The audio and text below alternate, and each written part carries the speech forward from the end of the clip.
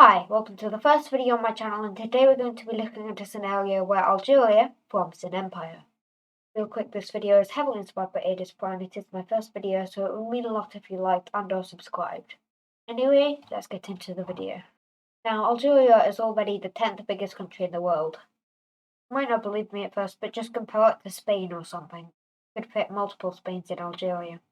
However, most of the country is just desert. Most of its population lives up here along the coast. Same for a lot of other northern African nations like Libya, Tunisia, Morocco.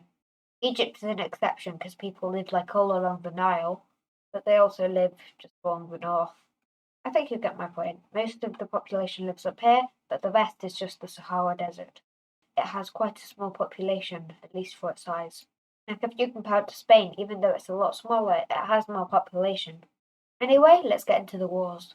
Algeria's first target is Tunisia.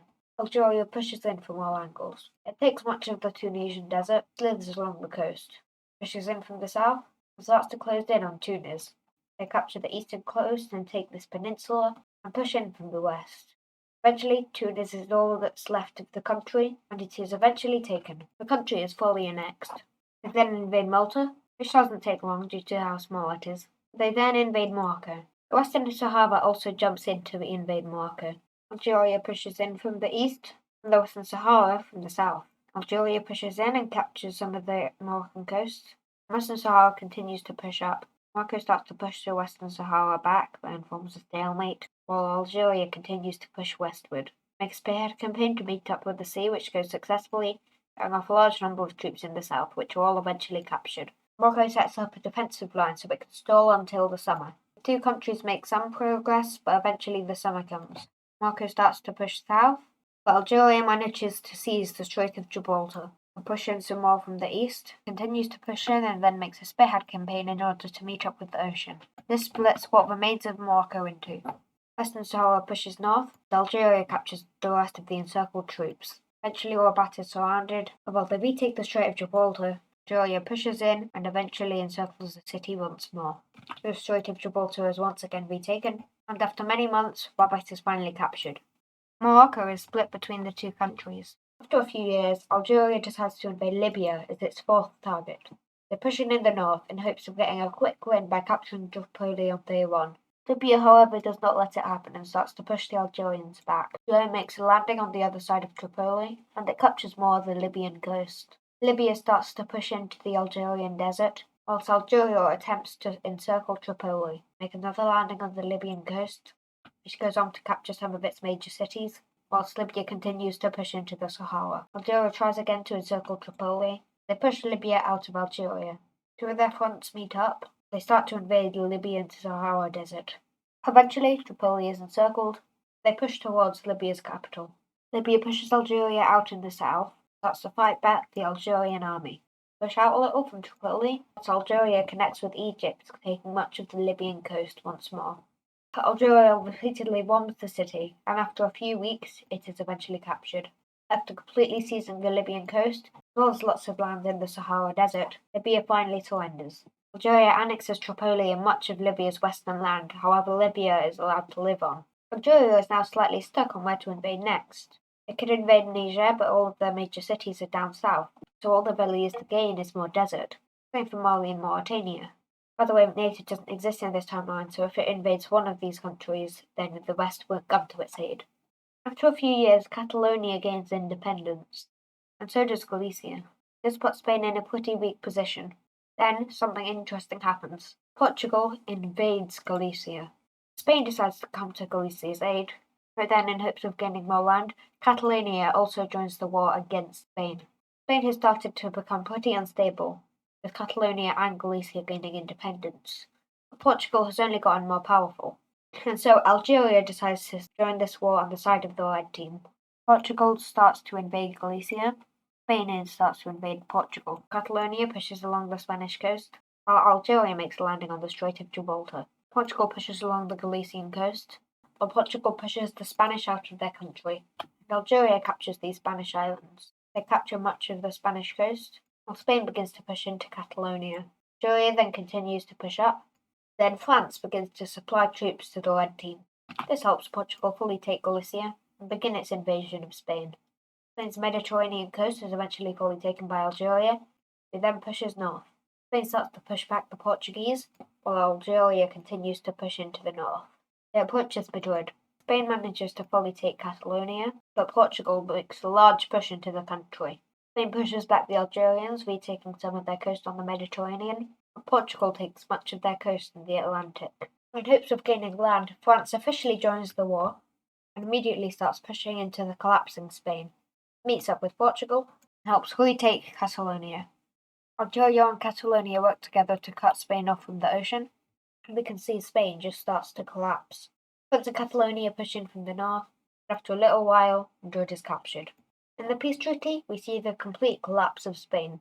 Portugal gets Galicia as well as a lot of land to the east. Catalonia gets a little bit more coastline. France gets some land. Algeria gets these islands as well as a lot of land in the south, as well as full control of the Strait of Gibraltar.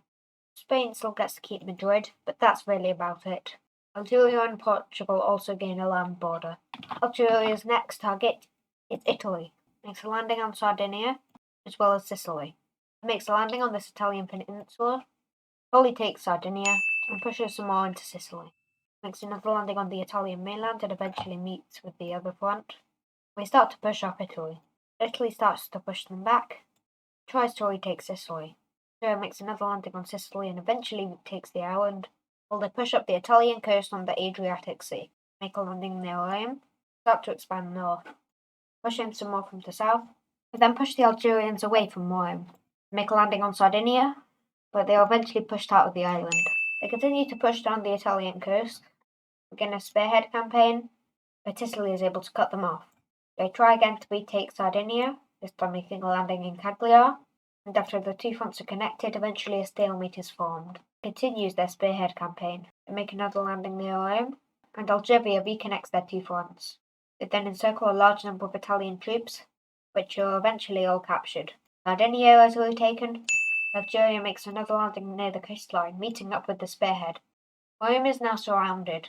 They push in from the north, and the Italians retake some land. Algeria slowly pushes in towards Rome. Portugal and Catalonia, which are now Algerian allies after the war in Spain, have been supplying troops and weapons to Algeria to help invade Italy. Algeria continues to push in, and retakes some land in the north, and after exactly 1 month of battling, Rome is taken. In the peace treaty, Algeria annexes Sardinia, Sicily, as well as lots of land in the south of Italy. Now, Algeria has a pretty good empire in the West Mediterranean, but having taken over so many countries so quickly, the empire is bound to be unstable. So Algeria breaks into a civil war. There's a Spanish rebellion which is being funded by Spain, an Italian rebellion which is being funded by Italy, and a Libyan one which is being funded by Libya. The Italian one makes landing on Sardinia and eventually takes the island. The Spanish one pushes into Morocco, and the Libyan one starts to push into the Sahara. Algeria retakes these Spanish islands and starts to push Spain out of Morocco, but Italy makes a landing in Tunisia. Algeria pushes the Libyans out in the south and cut them off. Eventually, Italy takes Tunis, and Spain is pushed out of Morocco. Algeria invades Italian-controlled Tunisia and retakes Sardinia. Eventually, they completely push Libya out of the south. Italy continues to push into Tunisia and also takes Sardinia. Spain also retakes its islands, whilst Libya continues to push in.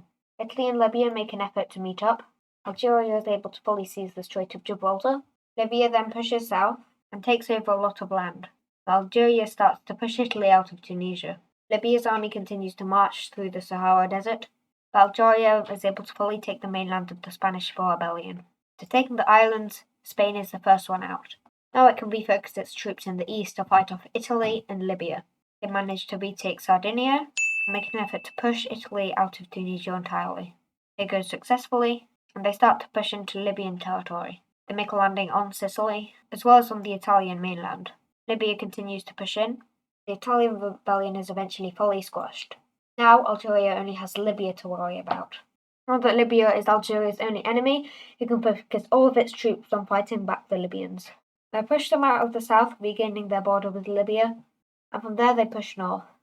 Libya starts to push along the coast, whilst Algeria continues to push in. Since Libya is supplying this rebellion, Algeria uses it as an excuse to invade Libya. Eventually, Algeria pushes Libya fully out of the country and starts to push into the Libyan mainland. Push along the coast, but Libya pushes them out from the south. Libya's pretty screwed here, but Algeria decides to call in an ally, Egypt, to seal Libya's fate. Besides this new Algerian empire, Egypt is the strongest country on the continent. With promises of land, the Egyptian army floods into Libya. It pushes along the coast, and Algeria pushes into the Libyan desert. After the coast is fully taken, and Egypt takes some more land, Libya surrenders. In the peace treaty, Libya is split between Algeria and Egypt. Spain and Italy are both forced to pay war reparations to Algeria, who keeps all their previous land. And now, Algeria is done expanding. It has invaded Malta, Italy, Tunisia, Morocco, Spain, and Libya. Egypt and Portugal also expanded a lot, and Catalonia gained independence. And this is the extent Algeria decides to go for expansion. Let's have a look at the new Algerian states. There's the main Algerian one up north. There's by far the biggest one, which is called Sahara, which includes large parts of both Libya and Algeria. There's a Tunisian one, an Italian one, a Spanish one, a Moroccan one, and a Libyan one, which is only the north of Libya. And that concludes this video. Again, this is the first video on my channel, so it would mean a lot if you liked or subscribed. If you have any advice, please tell me in the comments. Anyway, goodbye. Have a good day.